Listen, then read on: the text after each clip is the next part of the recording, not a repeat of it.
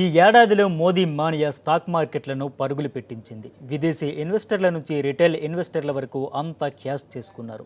సెన్సెక్స్ 2014లో 21,000 పాయింట్ల దగ్గర మొదలై 29,000 వరకు వచ్చి ఇన్వెస్టర్లలో కొత్త ఆశలు చిగురింపజేసింది.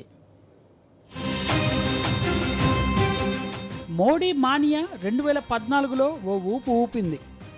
హర్ హర్ మోడీ, ఘర్ ఘర్ మోడీ అనే ప్రచారం యావత్ దేశానికి పాకింది. బలమైన మెజార్టీతో ప్రభుత్వాన్ని స్థాపించి బీజేపీకి తిరుగులేని ఆధిక్యాన్ని తెచ్చిపెట్టారు మోడీ.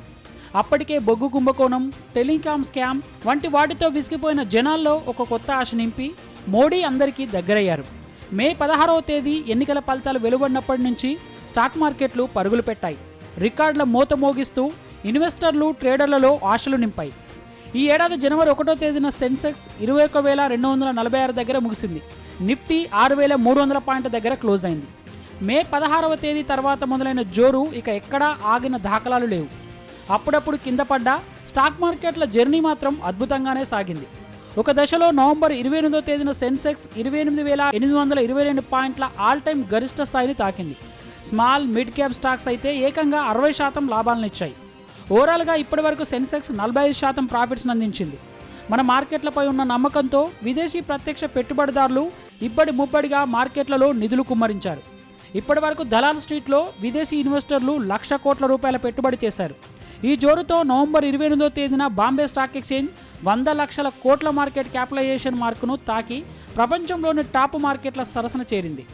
2-3 ఏళ్ల పాటు స్తబ్దుగా ఉన్న వర్గాలన్నీ ర్యాలీలో పాల్గొన్నాయి. కారణం మోడీపై ఉన్న నమ్మకమే ఇందుకు బలాన్నిచ్చింది. మోడీ వచ్చిన తర్వాత బ్యాంకుల మొండి బకాయిలు, ద్రవ్యోల్బణం, సబ్సిడీ భారం, కరెంటు ఖాతాలోటు వంటి ఇబ్బందులన్నీ కొనసాగుతూ ఉన్నాయి. కానీ మోడీ గుజరాత్ బిజినెస్ ఫ్రెండ్లీ వాతావరణం, కార్పొరేట్ వర్గాలకు పెద్దపీట వేస్తారనే కాన్ఫిడెన్స్ వల్లే ఇది సాధ్యపడింది.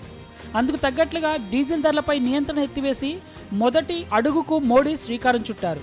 ఇక సామాన్యుడి విషయానికి వస్తే క్రూడ్ ధరలు తగ్గుముఖం పట్టడం వల్ల దేశీయంగా పెట్రోల్, డీజిల్ ధరలు తగ్గాయి. కొత్త ప్రభుత్వం 6 నెలల కాలంలో చమురు ధరలు ఏకంగా 9 సార్లు తగ్గాయి. ఇంటర్నేషనల్ మార్కెట్లలో క్రూడ్ రేట్లు 50% పైగా పతనమయ్యాయి. దీంతో ఇక్కడి రేట్లు తగ్గించడం వల్ల ఆ ప్రభావం ద్రవ్యోల్బణంపై పడింది. టోకు ధరల సూచి 66 నెలల కనిష్ట స్థాయికి దిగువచ్చి 0% నమోదైంది. అయితే ఆర్థిక స్థితి అంతంత మాత్రంగా ఉన్న నేపథ్యంలో వడ్డీ రేట్లు మాత్రం తగ్గడం లేదు.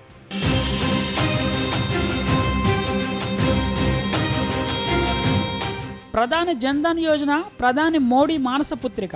బ్యాంకింగ్ సేవలు అందుబాటులో లేని జనాలందరికీ ఒక బ్యాంకు ఖాతా ఇవ్వాలనే బృహత్తర కార్యానికి శ్రీకారం చుట్టారు. జీరో బ్యాలెన్స్ బ్యాంకు ఖాతా, ₹1,00,000 ప్రమాద బీమా, 5,000 వరకు over draft facility, RuPay debit card వంటి సౌకర్యాలను కల్పించారు. గ్రామీణ ప్రాంతాల వాళ్లపై కేంద్రం అధికంగా దృష్టి సారించడం వల్ల మెరుగైన ఫలితాలు కనిపించాయి. ఇప్పటి వరకు జన్ధన్ యోజన కింద 8.76 కోట్ల మందికి ఖాతాలు తెరిచారు. వాళ్లలో 5.78 లక్షల మందికి రూపే డెబిట్ కార్డ్స్ అందాయి. ప్రతి ఇంట్లో ఒక్కరికైనా ఖచ్చితంగా బ్యాంకు ఖాతా ఉండే విధంగా బ్యాంకర్లు ముందుకు రావాలని ఆర్థిక శాఖ కొద్ది రోజుల క్రితం కూడా బ్యాంకర్లకు సూచించింది. ఈ పథకం ద్వారా గ్రామీణ ప్రాంతాల్లోని 89% మందికి ఖాతాలున్నట్టు కేంద్రం లెక్కలు చెప్తోంది. చివరగా రూపాయి విషయానికి వస్తే ఈ ఏడాది ప్రారంభంలో డాలర్తో పోలిస్తే రూపాయి మారకం 61.74 దగ్గరుండేది. మేలో మోడీ హవా తర్వాత రూపాయి డాలర్ మారకం రికార్డు స్థాయిలో 58.57కు దిగొచ్చింది. దీంతో 55కి 50కి వచ్చేస్తుందని అంతా భావించినప్పటికీ ట్రెండ్ మాత్రం రివర్స్ అయింది.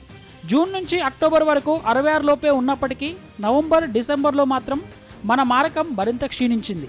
ఈ ఏడాదిలో 63.84 గరిష్ట స్థాయికి చేరి మరింత ఇబ్బంది పెట్టింది.